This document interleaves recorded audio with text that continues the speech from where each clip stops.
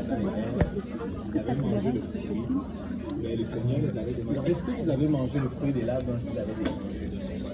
Qu'est-ce qu'ils ont répondu? Qu'est-ce qu'ils ont fait? Est-ce qu'ils ont dit, oui Seigneur, nous avons mangé, pardonne-nous, ou bien ils ont commencé à se justifier?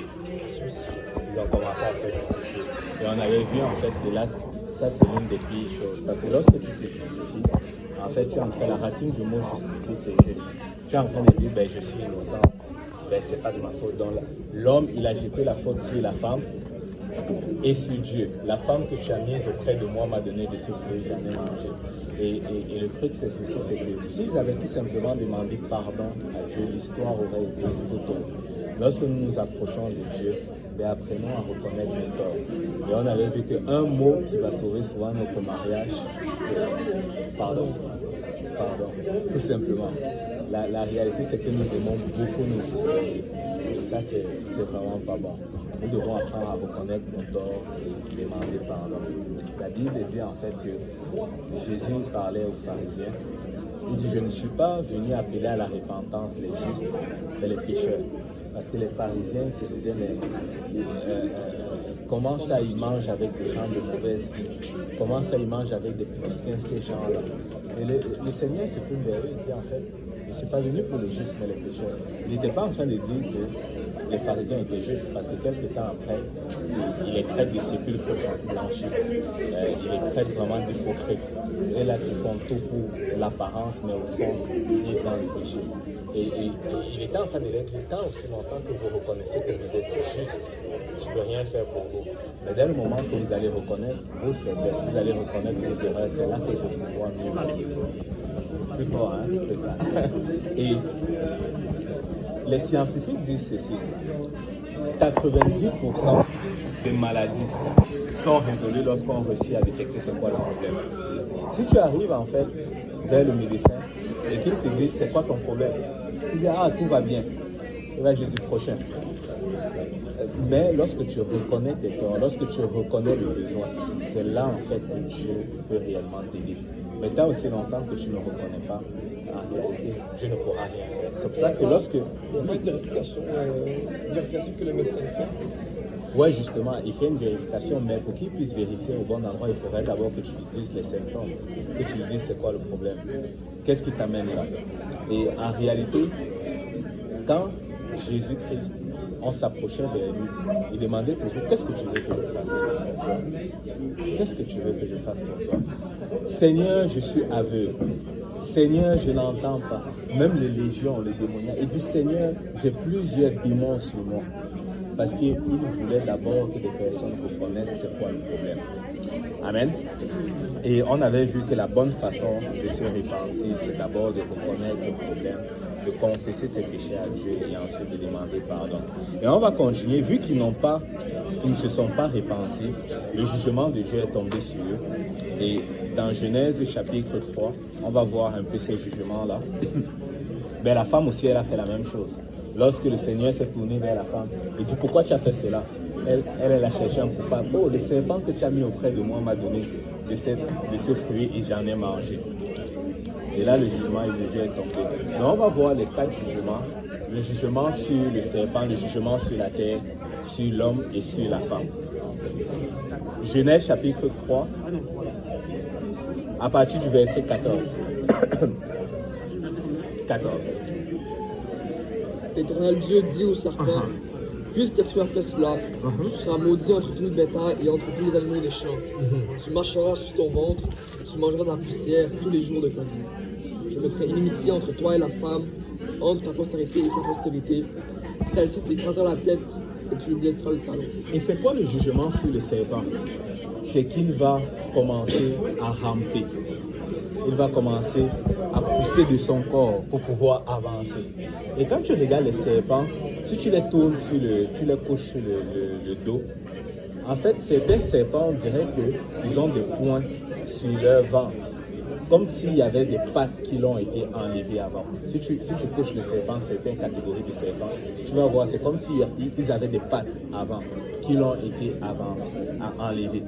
Donc, le Seigneur donne la malédiction sur le serpent que maintenant, à partir de maintenant, tu vas commencer à ramper.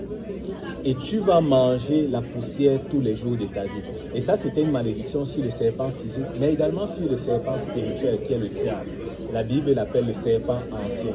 Tu sais, le diable va vouloir prendre un peu plus de place dans ta vie, que ce qui lui a été donné. Mais rappelle-lui sa position. Sa position, c'est sur tes pieds. La Bible dit que le diable est sur nos pieds et il doit manger de la poussière tous les jours de sa vie. Amen. Ne laisse pas le diable prendre un peu trop de place dans ta vie. Rappelle-lui sa position. Et ici, il y a une autre malédiction. Mais ça, c'est une promesse également pour chacun d'entre nous. Il dit au serpent, je mettrai inimitié entre toi et la femme, entre ta postérité et sa postérité. Sa postérité t'écrasera la tête et tu lui blesseras le talon. C'est quoi cette prophétie-là? Je ne sais pas s'il y a quelqu'un qui a déjà lu cela et qui s'est posé la question. Je ne sais pas si Kayana, tu peux lire un peu dans ta version. Au verset 15. Genèse chapitre 3, verset 15. Je mettrai inimité entre toi et la femme, entre ta prospérité et sa prospérité. Celle-ci t'écrasera la tête et tu lui blesseras le talon. Ouais, qu'est-ce que ça veut dire? Qu'est-ce qu'il était en train de dire par là? Lui, Joël. Je vais t'amener un point. Parce que dans notre version, ça ne dit pas postérité, ça dit plutôt ta semence. Exactement. Là, je pose la question. Normalement, c'est on parle, on dit qu'un homme, c'est la semence d'un homme qui amène la semence d'une femme. Exactement. Mais ici, il dit spécifiquement que la semence, c'est la femme. Donc, c'est quoi cette perspective? Quelle est cette personne dont la semence, dont il est la semence d'une femme? C'est ça la question. C'est ça la question. Et le frère Joël, il a répondu en même temps à 90%. Sa question a répondu à 90% de ma question. Parce qu'en réalité, la femme n'a pas de postérité. Dans certaines versions, on dit sémence. Je ne vais pas faire un cours de bio ici, mais c'est l'homme qui a la sémence, qui apporte la sémence. La femme, elle a l'œuf, et l'homme, il a la sémence. On comprend tout ce que je parle. Ne m'obligez pas à entrer dans les détails. Ouais. Vraiment, c'est bon. Et ici, on te dit la postérité de la femme, dont la sémence de la femme va t'écraser la tête. Dans l'histoire de l'humanité, il y a eu une seule femme qui a eu une sémence, qui n'a pas eu besoin de la sémence d'un homme pour enfanter. Une seule. La Vierge Marie. La Vierge, c'est pour ça qu'on dit la Vierge Marie dans le fond. Et en fait, cette malédiction-là, en réalité, c'était une promesse pour nous, les enfants de Dieu. Dès le moment que l'homme a péché, Dieu, dans son amour, il avait déjà prévu le plan. Même avant. Et ici, dans cette prophétie, il dit la postérité de la femme va t'écraser la tête et toi, tu vas lui blesser le talon. Qu'est-ce qu'il est en train de dire? Il parle vraiment de cette postérité-là qui est Jésus-Christ, qui est venu dans le monde. Et Jésus-Christ, quand il est venu dans le monde, il a eu à souffrir. La Bible dit que c'est un homme de douleur habitué à la souffrance, dans Ésaïe 53. On l'a dédaigné, on l'a mis à la croix, on l'a percé ses mains, on l'a vidé de son sang et il est mort à la croix pour vous et pour moi. Et quand il est mort, en fait, l'ennemi était content, il y avait la fête. Et ça représente justement la blessure au talon. Mais 3 jours après, la Bible dit que Jésus-Christ a ressuscité. Et quand il est ressuscité, il a eu la victoire sur la mort et le séjour des morts. Il a pris les clés. Et en réalité, par la croix, nous aujourd'hui, nous avons la victoire. Et par la croix, ça c'est l'une des plus grandes erreurs que le diable ait jamais commis. C'est de pousser à ce que le Seigneur Jésus soit crucifié à la croix. Parce que si le Seigneur Jésus n'avait pas été crucifié, aucun d'entre nous ne devons avoir l'espérance d'être sauvés un jour. Et c'est vraiment par cette croix que Jésus a eu la victoire totale. Tu sais, si je me bats avec Duncan lui va au gym, là, tu dois faire attention. Le gars, il est fort. Donc je me bats avec Duncan et que je réussis, le maximum que je peux faire, c'est de lui blesser le talon. Et que Duncan se fâche. Et il me met au sol, il m'écrase la tête. qui a eu la victoire? C'est moi qui l'a blessé le talon ou c'est Duncan qui m'a écrasé la tête? Parce que c'est lui qui m'a écrasé la tête, donc je ne peux plus vivre. Donc en réalité, la Bible est en train de nous dire, par le sacrifice à la croix, nous avons la victoire définitive. Jésus a eu la victoire définitive. Et nous sommes plus que victorieux. Quand tu sers le Seigneur Jésus, tu n'es pas du côté perdant, mais tu es du côté gagnant. Donc arrête de marcher la tête basse. Parce que tu es du côté gagnant. Un jour, la trompette va sonner. Écoute, un jour, tu vas monter. Ton nom est écrit dans le livre de vie. Tu sais, si tu es né de nouveau, que tu t'es repenti de tes péchés, tu as été baptisé au nom de Jésus, comme Laurence, la semaine dernière, tu as reçu le Saint-Esprit. Écoute, et que tu fais ton possible pour vivre pour Dieu. Quand la trompette va sonner, tu vas monter. Amen. Tu vas monter. Ce monde va descendre, mais toi, tu vas monter. Tu es du côté gagnant. Regarde ton voisin, tu es du côté gagnant. Donc, arrêtons de marcher la tête basse, parce que nous avons la victoire. Et ici, il dit, la postérité de la femme va t'écraser la tête. Et toi, tu lui blesseras le talon. Et ça, c'était la malédiction pour le serpent. Maintenant, pour la femme, bon, les femmes vont s'y reconnaître. Donc, on va y aller. C'était la femme, j'augmenterai la souffrance de grossesse. Tu enfanteras avec douleur et tes désirs se porteront vers ton mari, mais il deviendra sur toi. Oh. Oh. Il s'arrête. Et ici, il dit, tu enfanteras, j'augmenterai les souffrances de tes grossesses. Et tu enfanteras avec douleur. Ben ça, je n'ai pas besoin de commenter sur cela. On sait déjà tous. Enfin, moi, je suis marié. Je suis passé par là.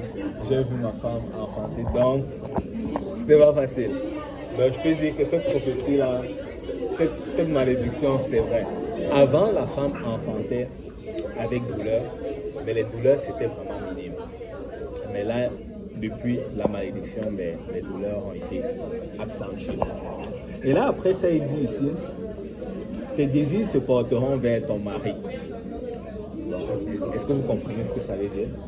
Vous voulez que j'explique? En fait, ça veut dire quoi, Laurence? Si, admettons, tu mets une très belle robe, okay? Tu arrives le jeudi au comité chrétien et que tout le monde sait et te dit, waouh, Laurence, tu as acheté cette belle robe où? C'est tellement belle.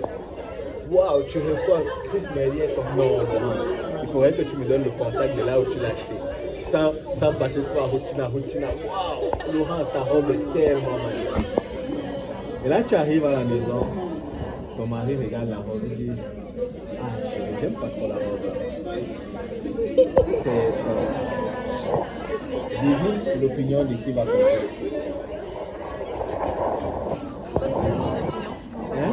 C'est pas supposé être l'opinion de comme la femme elle-même.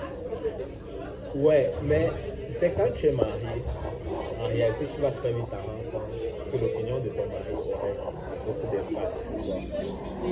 Ça aurait beaucoup d'impact. Même, je peux même aller plus loin. Oui, ici.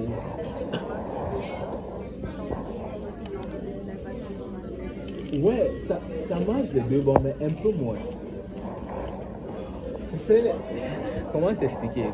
L'homme, comment Dieu l'a conçu? Dieu l'a conçu d'une façon beaucoup plus rationnelle. C'est Christ avait dit, l'homme va beaucoup calculer dans sa tête. C'est pour ça que l'homme, tu sais, il est beaucoup moins émotif. L'homme pleure moins que la femme. Tu sais, un homme là, si tu viens avec des roses et que tu lui donnes, bon, il va être content, mais ça ne va pas trop le toucher, comme si c'était une femme que tu donnes. Quand tu donnes la rose à la femme, elle va dire waouh, c'est cute, elle va regarder les couleurs, elle va dire waouh, elle va chercher un bouquin. L'homme, lui, peut-être Antonin va peut-être appeler l'homme, ok, merci, mais c'est comme l'homme, il est beaucoup moins émotionnel. Il est beaucoup moins émotionnel. Et c'est d'ailleurs pour ça que l'homme, et c'est pour ça que le monde, en fait, veut nous faire penser autrement. L'homme et la femme sont égaux aux yeux de Dieu. Mais ils ont été créés différemment. L'homme et la femme sont différents. Ils ne sont pas du tout pareils. La façon dont l'homme pense, ce n'est pas la même façon que la femme pense. quand les deux vont marcher ensemble, si un enfant se cogne, l'homme va dire, ah, lève-toi, ça va aller. Mais la femme va dire, oh non, qu'est-ce que c'est pas ça. Et oh, tu as eu mal. L'homme va dire, ah, ça va, c'est correct. Pourquoi? Parce que l'homme et la femme, et on a besoin des deux. Les enfants ont besoin des deux. Sinon, ça va faire des enfants trop mous. Ou bien, ça va faire des enfants trop durs. Donc, l'enfant, il a besoin de grandir dans le cadre d'un homme et d'une femme.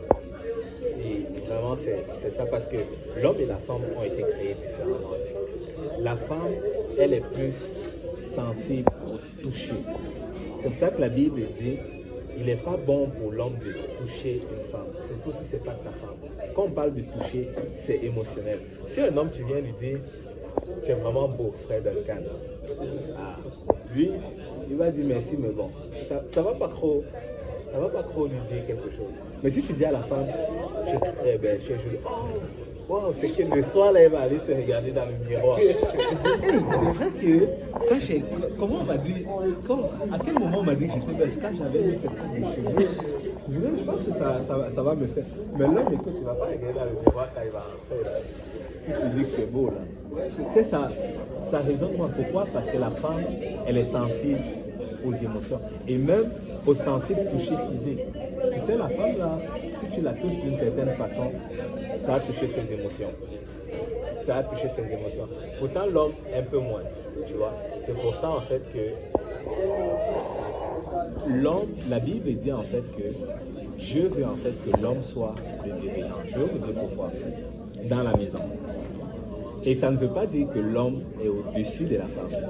C'est tout simplement parce que l'homme et la femme sont différents. Je me rappelle très bien, c'était un jour d'été et on venait d'acheter la maison et il faisait très chaud à la maison.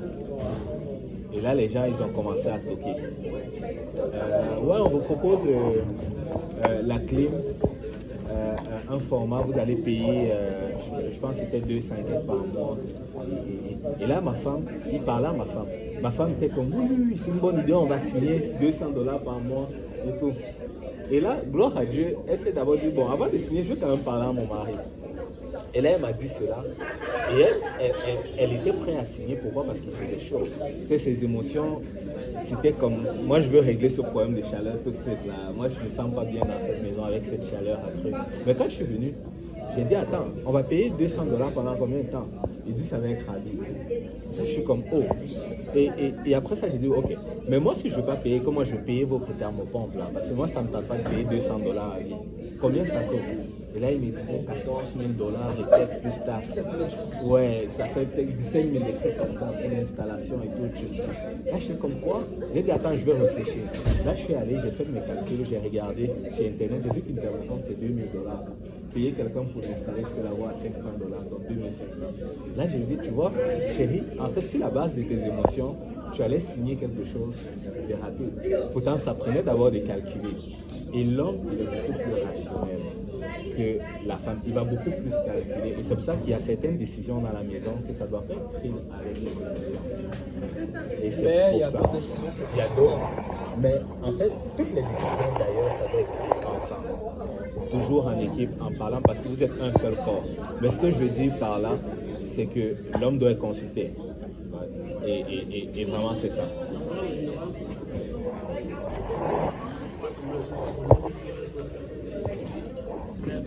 Les attributs des deux, chacun des deux, se complètent. Se complète, exactement. Tu ne peux pas dire que l'homme va faire tout, tu vas manquer de la. Et en fait, toutes les différences qui sont là, c'est prouvé en fait ici entre moi. Moi, j'ai beaucoup fait des recherches là-dessus, mais c'est plus dans la chimie également des connecteurs, des connexions dans le cerveau, dans les nerfs. Que c'est là que ça sort la différence de la rationalité. C'est général, parce qu'il y a aussi des cas spéciaux. Là où certains hommes sont beaucoup plus émotifs que d'autres, et certaines femmes sont beaucoup plus rationnelles que d'autres. Donc généralement c'est comme ça, c'est dans la génétique, dans les réactions chimiques. Et tu vas voir en fait les deux vraiment se complètent. Tu vas voir l'homme comment il est bâti. Il est sec. Il n'a pas de forme. Et il est sec. Pourquoi? Parce que Dieu l'a établi un peu comme depuis le jardin d'Éden, c'est lui là qui devait garder. Écoute les dames, si vous avez un homme qui, lorsque le bandit vient, c'est l'homme qui vous envoie, il y a un problème. L'homme, c'est lui qui est supposé ouvrir la porte, là. C'est lui qui est supposé défendre. Et c'est pour ça d'ailleurs que vous allez regarder naturellement, bon, on va dire les femmes, ils aiment ça, les hommes qui sont quand même bien. Pourquoi? Parce que la femme, qu'est-ce qu'elle recherche? Souvent, elle va rechercher la protection. Elle va rechercher l'affection. Elle va se dire, cet homme-là, tu sais, il représente la protection pour moi. Il représente... Je ne sais pas si je me trompe les femmes. Voilà. Il faut être honnête. Voilà. Voilà. C'est un peu ça. Ça dépend parce qu'en fait, selon les études, en tout cas les études, mais que ça dépend du cycle menstruel de la femme. Dans certains cycles, ils vont préférer un homme bâti et dans d'autres, ils vont préférer un homme moins bâti parce qu'ils pensent que ça fait un meilleur père, comme quelqu'un qui est plus genre, attentionné pour les enfants. Et quand ils voient un homme trop bâti, leur cerveau voit un homme qui est moins un bon père en tout cas. Ouais, mais en gros, en réalité, c'est que la femme, elle recherche non seulement quelqu'un qui va l'écouter, une oreille, qui va l'écouter, parce que la femme, à cause de son côté émotionnel, ben, elle va parler beaucoup plus que l'homme. La femme parle beaucoup en général, mais elle recherche également quelqu'un qui va lui protéger, comme elle recherche la protection. Que ce soit la protection physique, que ce soit même financière. Des fois, tu sais, on dit que les femmes, elles aiment les hommes qui aiment l'argent. Mais c'est vrai, mais pas toujours ça. C'est juste qu'elles recherchent la protection. Elles recherchent une certaine stabilité. Elles recherchent une certaine stabilité. C'est un bouclier, hein. Si le gars te dit qu'il est milliardaire, Voilà. c'est quand même une bonne amie. C'est ça, voilà. Et je ne sais pas si ça répond à ta question. Je ne sais pas si ça répond à ta question, mais peut-être tu peux encore avoir des doutes à ce moment-là. Jusqu'à ce que tu vas te marier, sœur Laurence, on va se reparler. Tu sais, quand tu vas te cuisiner, là, écoute, tout le monde peut dire que c'est bon, mais ton mari goûte. Ah, chérie, je trouve qu'il y a un peu plus de... Il y a trop de sel, là. La vie de ton mari va plus compter. La vie de ton mari va plus compter.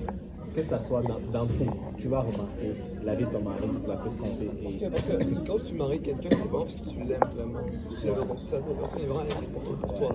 C'est sûr que la vie de cette personne-là va compter plus. Parce que tu l'aimes vraiment. Et l'autre chose aussi, ça nous parle aussi, nous les gars. Ça nous donne une grosse responsabilité. Parce que très souvent, la femme, c'est Christ à le dire, la femme va tirer très souvent, je ne dis pas toujours, dans la plupart des cas, mais très souvent, la femme va tirer son estime de soi, de son mari. C'est pour ça qu'un mari, écoute, ta femme là, c'est la plus belle femme au monde. Amen. Les gars ne disent pas amen. Ta femme là, ça doit être la plus belle femme au monde. Et tu dois le lui dire. Elle doit l'entendre encore et encore. Tu sais, ma femme là, il n'y a pas d'autre femme comme ma femme. C'est la plus belle.